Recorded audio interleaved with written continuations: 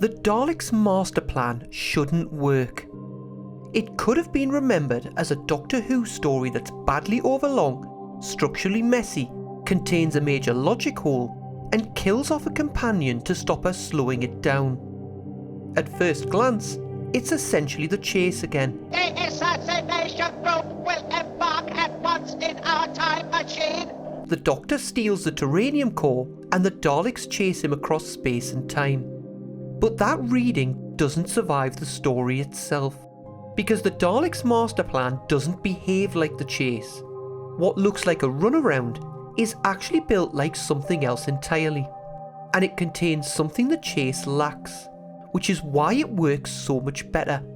And every new missing episode recovery from the Daleks Master Plan shows us how and why the story has previously been underrated. Most Doctor Who fans have never encountered the Daleks Master Plan as a complete story. That's true of many 1960s Doctor Who stories. But Master Plan feels different. To demonstrate, let's look at the enemy of the world. For decades, only episode 3 of that 6-part story survived. It's a good episode, but watching it feels like you're experiencing a piece of a story which is otherwise missing. When the remaining episodes were recovered in 2013, what we gained were great moments of Patrick Troughton's performance that weren't apparent on audio. But we didn't really see that until 2013. The Daleks Master Plan doesn't work like that. The segments that do survive keep hinting at something genuinely great. And like many fans, growing up I found that the story was gradually revealed to me, each time hinting at something bigger beyond it. Looking at 1980s Doctor Who reference books, a 12-part Dalek story stood out immediately. And Resurrection of the Daleks established Sarah Kingdom as a companion in the Doctor's past. An unusually large epic story, large enough that a companion joined and was killed off within that very story. And then in 1992, I finally encountered pieces of it for the first time. 2 VHS releases, Daleks the Early Years and Cybermen the Early Years, gave us collections of missing episodes. Cybermen the Early Years gave us episodes from the middle and the end of 2 Cybermen stories, the Moon Base and the Wheel in Space. That combination of episodes from the middle and end meant you got exposure to just enough of the stories to feel you weren't just watching isolated episodes. The Daleks Master Plan didn't work like that. Its surviving episodes kept emphasising what was missing. Episode 5 of the Daleks Master Plan literally hits the ground running. They will be shot on sight, but aim for the head. The Doctor and Stephen, hunted by Sarah Kingdom. They hide in a room which turns out to be part of a teleportation experiment. Could be some kind of transmitter, And all 3 of them are transported to a distant planet. They're many light years from Earth by now. He was the one person who could have warned her! A major character is already dead. You killed Brett. You just shut him down! And the Doctor has already stolen something critical to the Daleks' plan. Between the 3 of you, you had stolen the taranium. And all of it has already happened. There's a sense of a much larger story already in motion, and we've arrived in the middle of it with no way of seeing how it began. And now they're on a planet with invisible monsters. The planet man! Being hunted by Daleks, and the Daleks are allied with a megalomaniac. Without me, they are but nothing. Nothing! And then there's episode 10 to follow on the VHS release. The Doctor has again escaped with the taranium core, but this time to ancient Egypt, and the Daleks have followed him. The already epic 12-part space adventure has now become a chase across all of time and space. Daleks in ancient Egypt, and the monk from the Time Meddler is there as well. Well, thank goodness for that. A third time traveller entering the story this late with no real sense yet of how he fits into everything else. Well, we're all here, aren't we? Episode 10 settles into something simpler than what we saw in episode 5. The Doctor has the taranium core. The Daleks have his friends held hostage. It becomes an exchange. I will hand over the taranium core, but on my terms. The release of his friends in return for the core, and in the end, he has to hand it over. and they have to return to Kemble to stop the Daleks. Oh, come on, Doctor. We haven't got time for buts. This is our only hope. Yes, my dear. A chance, a slim one. So again it points to a final confrontation with everything at stake, but one we can't see. So in 1992, I was left with Fragments. What was there was great, but it clearly belonged to something bigger beyond it. The voice audio! And it wasn't until 2001, aged 21, that I got more substantial exposure to the Daleks Master Plan with the release of the audio CDs. The complete soundtrack from all episodes, with linking narration to fill out the visuals. It confirmed what I suspected, that there were whole chunks of the mythology which episodes 5 and 10 hadn't shown. The alien delegates and the internal politics of their alliance. Now that I am all-powerful in my position, Why were not one of us of the outer galaxies asked to provide it? And it's a fantastic twist that in episode 8, the Doctor detects a time machine following them. My dear, this machine can only tell us we're being followed, not who by. But it turns out to be the monk. You remember, you left me in 1066. Now I've marooned you on the planet Tigers, look! But hearing that the story is great isn't quite the same as having the story, or at least having substantial amounts of it. In 2004, Episode 2 was discovered and released on the Lost in Time DVD set. Again a fragment, but giving us a small but substantial piece. With Episode 2, we now have something of the wider world of Master Plan, the stealing of the taranium core, but more importantly, the alien delegates and their alliance are something we can now see, not just hear in audios. And now in 2026, we can finally see Episodes 1 and 3. But this time they aren't just more missing episodes. For the first time, the opening section of the story and a substantial chunk of the middle can be watched uninterrupted. The first half of this story is now as complete as the Ice Warriors, and the episodes that survive are the strongest of that first half. So what can we now see of the Daleks Master Plan? On the surface, it really is the chase again. They are to be pursued through all eternity. Organize a task force for the pursuit of the time travelers. And yet Master Plan works really well, whereas the chase doesn't. But now we have episodes 1, 2 and 3, we can now see why it works.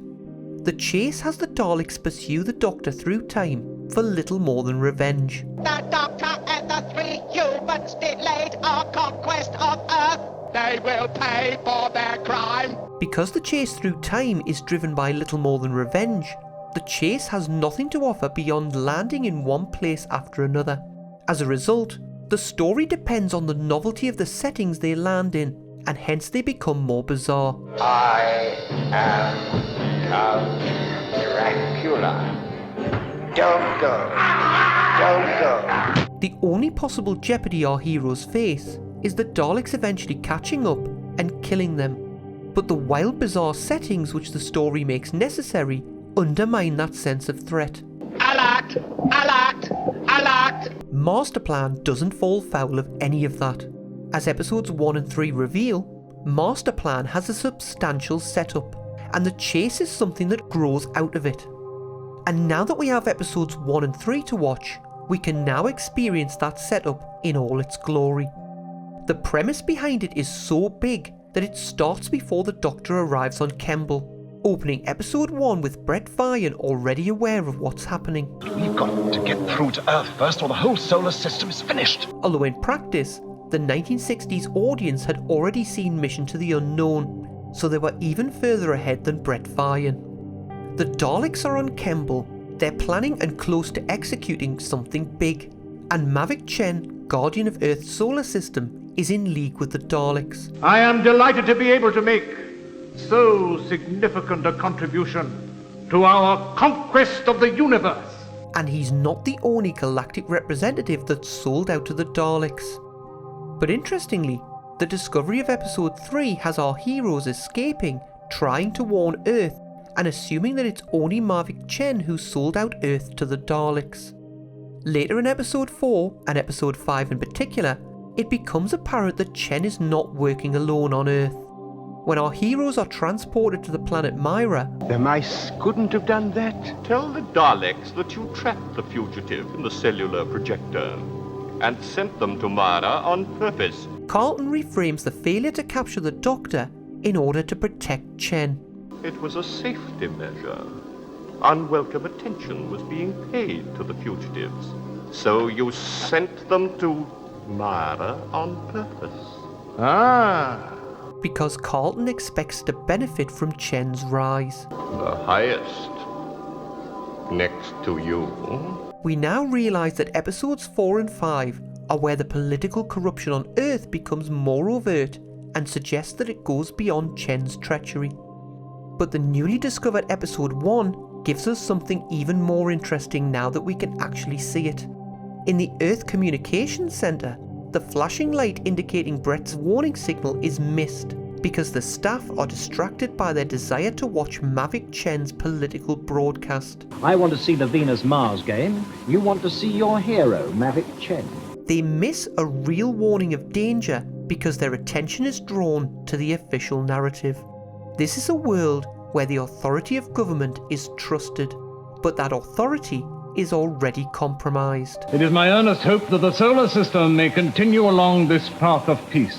One does not question the orders of the Guardian. We now have almost all of the episodes which show this future Earth society, and we see a society where the government is trusted, but in reality, that government manipulates the narrative. A heroic war cry to apparently peaceful ends is one of the greatest weapons a politician has. What we can now see is a future Earth society similar to one Terry Nation would later build into Blake's 7.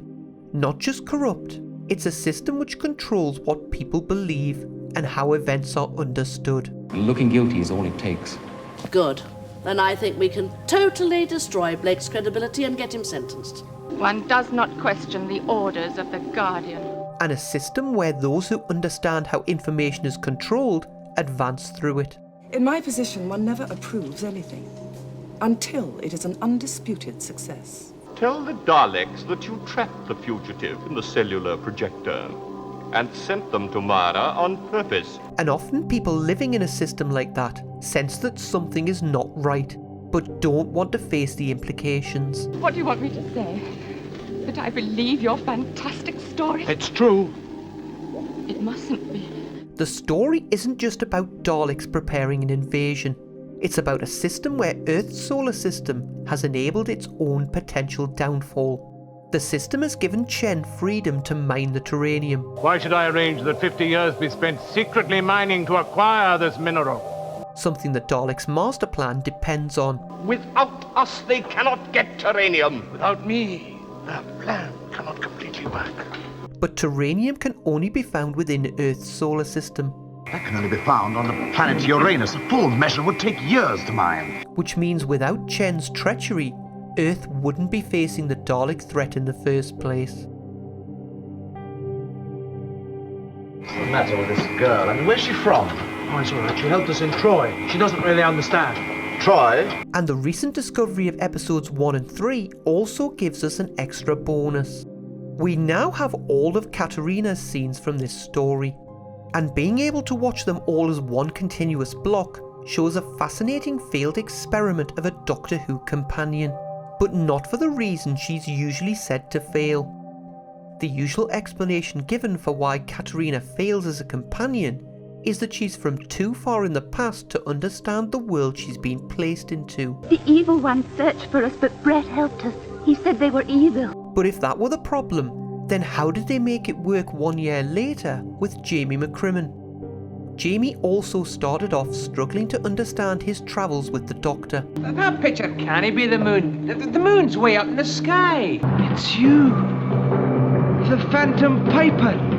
No! I'll not go with you! And Jamie is often brought up to speed on the futuristic settings they find themselves in. Ionization is a method of intensifying the sun's heat onto the Earth, but into particular areas. Yeah, it's like a magnifying glass, Jamie. Oh, Yes, you see, Jamie, opposite poles attract, and And the same pole's repel. See, try it. There. So if Jamie works, despite starting from a similar position, then Katarina's failure isn't simply about being from the past.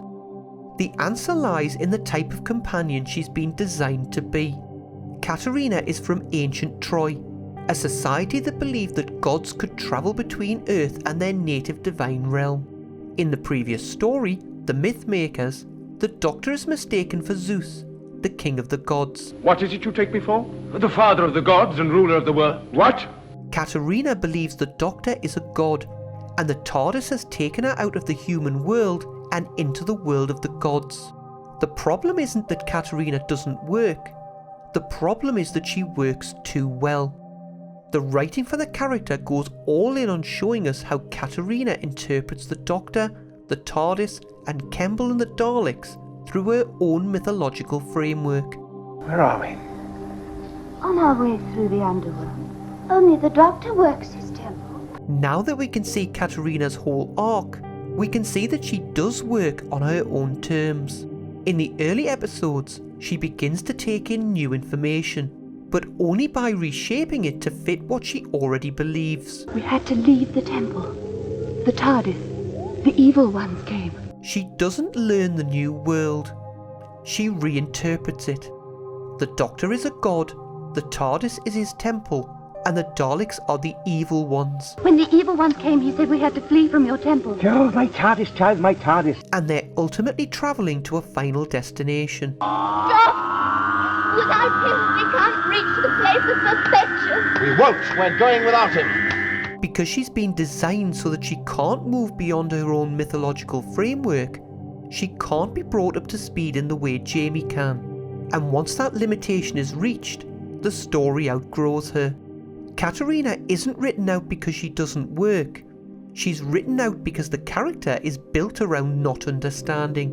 And once that idea has been fully explored, there's nowhere left for her to go. Not that one! Katarina! Katarina! Oh, well, I shall always remember her as one of the daughters of the gods. Yes, as one of the daughters of the gods. And there's something else about this story which only gets better the more you see of it, and which you could never appreciate on audio, and that's just how well directed it is. It's almost taken as read in Doctor Who fandom that a Douglas Camfield directed story will look good. But one of the things that really stands out here is his direction of the Daleks themselves. Many other directors of the 1960s directed Dalek stories by shooting them at low angles to make them look more imposing. But it becomes much harder to sustain when the Daleks are sharing the frame with human beings. Camfield doesn't exaggerate by pushing the camera low. Instead, he places it just low enough to let the Dalek fill the frame. Not to make it look bigger than it is, but to let it dominate the space it already occupies. He frames the Daleks with a clear awareness of their geometry, utilising the eye stalk to create an almost theatrical gesture. No power in this universe can stop the Daleks! Or to show small details like the Dalek Supreme tapping its arm on the table while questioning Chen. In episode 10, there's a transition where we get to see the sun in ancient Egypt, which dissolves into a close-up of light reflecting off a Dalek dome. The light lining up almost exactly. That's a director thinking about the Dalek as an image. Not just how to make them look imposing, but how to use them within the frame. The more of the Daleks Master Plan we're able to see, the more it reveals just how much visual thought went into it, which in turn makes us wonder what we might have seen in the remaining missing episodes. And yet there's still something that shouldn't work. The Daleks' entire plan depends on taranium, a rare mineral that takes decades to mine. When the Doctor steals it, the Daleks can't just mine some more. But the Daleks also have time travel. Report to Scarrow! They must send a time machine to us immediately! There's nothing stopping them going back in time, mining more, and returning to the same point in time. But that isn't where the story is operating. The flaw is there, But that isn't what we're watching. The Daleks Master Plan shouldn't work. On the surface, it looks like the chase again. But it works because it isn't built like the chase. It has a spine, a system that enables it, a structure that carries it forward. So what looks like a runaround is actually something much larger. And every time more of it turns up, it makes you want to see the rest.